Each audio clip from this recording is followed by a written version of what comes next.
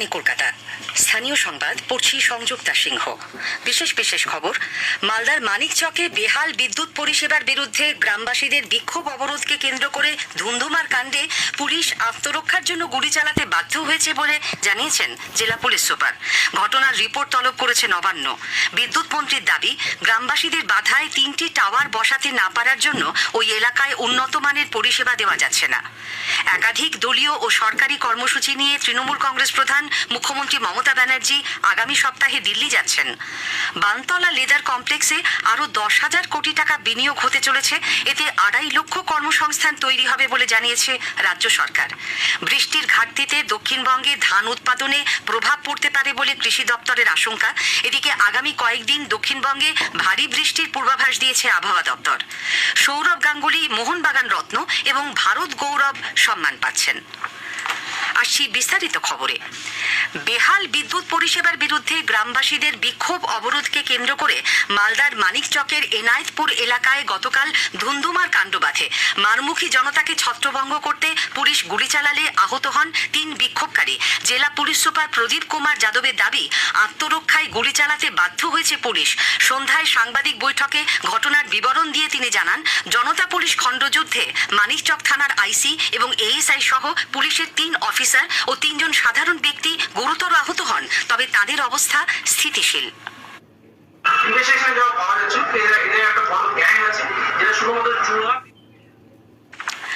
ঘটনায় জড়িত থাকার অভিযোগে এ পর্যন্ত 26 জনকে আটক করা হয়েছে। এলাকায় বসেছে পুলিশ পিকেট। পরিস্থিতি এখন নিয়ন্ত্রণে। গুলি চালনার রিপোর্ট তলব করেছে নবান্ন। তবে এনায়েতপুরের সমস্যা লোডশেডিং জনিত নয় বলে রাজ্যের বিদ্যুৎ মন্ত্রী অরূপ বিশ্বাস দাবি করেছেন। এক প্রেস বিবৃতিতে তিনি বলেছেন, স্থানীয় মানুষের সহযোগিতায় এনায়েতপুরে 3টি টাওয়ার বসানোর কাজ সম্পন্ন করতে পারলে আগামী 15 দিনের মধ্যে অন্যান্য জায়গার মতো ওই অঞ্চলেও উন্নত মানের বিদ্যুৎ পরিষেবা পৌঁছে দেওয়া সম্ভব হবে। এনায়েতপুরের অশান্তিকে অত্যন্ত দুঃখজনক বলে উল্লেখ করে তিনি জানিয়েছেন, মালদা পাওয়ার গ্রিড থেকে মানিকচক পর্যন্ত 132 কেভি হাই টেনশন লাইন টানার জন্য 89টি টাওয়ারের মধ্যে 86টি টাওয়ার বসানোর কাজ ইতিমধ্যেই শেষ হয়েছে। 3টি টাওয়ার বসানোর কাজ বাকি রয়েছে ইংলিশ বাজারে। স্থানীয় মানুষের অসহযোগিতার জন্যই তা করা যাচ্ছে না এবং 10 মাস বিদ্যুৎ দপ্তর ও পুলিশ প্রশাসন এ ব্যাপারে চেষ্টা চালিয়ে যাচ্ছে বলে বিদ্যুৎ মন্ত্রী দাবি করেন। আগেই জানানো হয়েছে, বেহাল বিদ্যুৎ পরিষেবার প্রতিবাদে পথ অবরোধ করে বিক্ষোভের খবর পেয়ে মানিকচক থানার পুলিশ গতকাল অবরোধ তুলতে গেলে পরিস্থিতি অগ্নিগর্ভ হয়ে ওঠে। নবান্ন থেকে মুখ্য সচিব ভগবতী প্রসাদ গোপালিকা জেলা শাসককে ফোন করে পরিস্থিতি নিয়ন্ত্রণে প্রয়োজনীয় পদক্ষেপের নির্দেশ দেন। সিপিআইএম নেতা সুজন চক্রবর্তী এনায়েতপুরের ঘটনায় বিদ্যুৎ মন্ত্রীর বক্তব্যের সমালোচনা করেছেন। মানুষ বিদ্যুতের পরিষেবাতে বিরক্ত হচ্ছে, কোনো মেইনটেনেন্স নেই, তোলাবাজি হচ্ছে এবং বিদ্যুতের নতুন কোনো জেনারেশন নেই। একের পর এক লোডশেডিং হচ্ছে, মেইনটেনেন্স নেই। পশ্চিমবাংলায় বিদ্যুতের হাল অত্যন্ত খারাপ। খরচ বাড়ছে হুহু করে, পরিষেবা ধ্বংস হচ্ছে দিনের পর দিন। পুলিশের গুলি চালনার তীব্র নিন্দা করেছেন বিজেপির রাজ্য সভাপতি সুকান্ত মজুমদার। বারংবার লোডশেডিং, লাইট না থাকা নিজের গ্রামীণ এলাকাগুলোতে মানুষকে অধৈর্য করে দিচ্ছে এবং এইভাবে যে ট্রিগার হ্যাপি পুলিশ, যে পুলিশ শেখ শাহজাহান, সাদ্দাম এদেরকে দেখলে পরে লুটিয়ে পড়ে বাড়িতে গড়াগড়ি খায় প্রভু চরণধুলি দাও বলে, সেই পুলিশ বন্দুকে হাত দিচ্ছে, তো ভাবা যায় না। মন্ত্রী সাবিনা ইয়াসমিন বলেন, পুলিশের গুলি চালানোকে তিনি সমর্থন করেন না।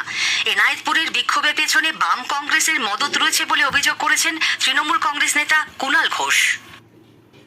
পুলিশ সরিয়ে দেবে না, পুলিশ দাঁড়িয়ে দাঁড়িয়ে দেখবে আর সরতে বললে তখন পুলিশকে অ্যাটাক করবে, হয় নাকি কখনো? ওসি আইসি রক্তাক্ত, এরপরে সেখানে পুলিশকে কিছু কড়া ব্যবস্থা নিতে হয়েছে। আর যারা এখন জ্ঞান দিচ্ছেন তাদের জমানায় কতবার পুলিশ গুলি চালিয়েছে আর কতজন মারা গেছে সেই হিসাবটা দিন না। যারা গন্ডগোল চাইছে, যারা অসহযোগিতা করছে, তাদের পেছনে এই বাম কংগ্রেস এড়ে আছে। এসইউসিআই কমিউনিস্টের রাজ্য সম্পাদক চণ্ডীদাস ভট্টাচার্য বলেছেন, মানিকচকে পুলিশের গুলিচালনা রাজ্য সরকারের চূড়ান্ত জনবিরোধী চরিত্রকেই প্রকাশ করেছে। অবিলম্বে বিচার বিভাগীয় তদন্ত করে দোষী পুলিশ কর্মীদের শাস্তি, আহতদের পর্যাপ্ত ক্ষতিপূরণ এবং যুদ্ধকালীন তৎপরতায় এলাকায় বিদ্যুৎ সমস্যার সমাধানের দাবি জানিয়েছেন তিনি।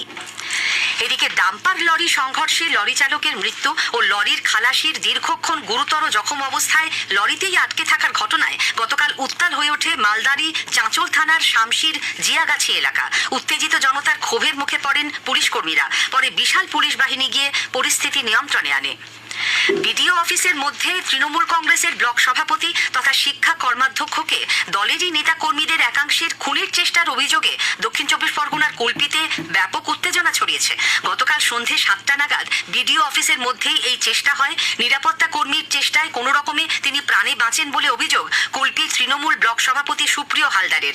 কুলপি থানার পুলিশ গিয়ে 2 অভিযুক্তকে আটক করে।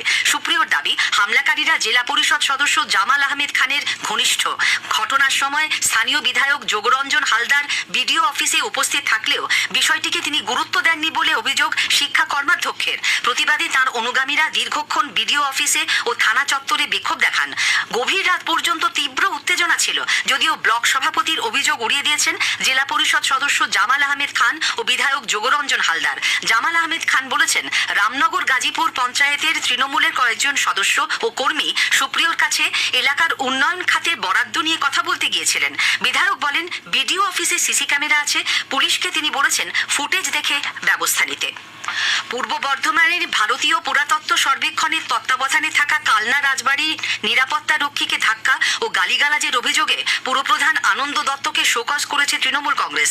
কালনা পুরসভার প্রধানের বিরুদ্ধে অভিযোগ দায়ের করার সিদ্ধান্ত নিয়েছে পুরাতত্ত্ব বিভাগও।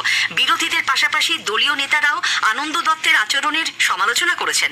কালনার তৃণমূল কংগ্রেস বিধায়ক দেবপ্রসাদ বাগ বলেছেন, জনপ্রতিনিধিদের আচরণ ঠিক না হলে সাধারণ মানুষ তা ভালো চোখে দেখেন না। স্থানীয় সংবাদ শুনছেন আকাশবাণী কলকাতা কেন্দ্র থেকে। একাধিক দলীয় ও সরকারি কর্মসূচি নিয়ে তৃণমূল কংগ্রেস প্রধান মুখ্যমন্ত্রী মমতা ব্যানার্জি আগামী সপ্তাহে 4 দিনের সফরে দিল্লি যাচ্ছেন। বৃহস্পতিবার 25শে জুলাই বিকেলে তিনি কলকাতা থেকে রওনা হবেন।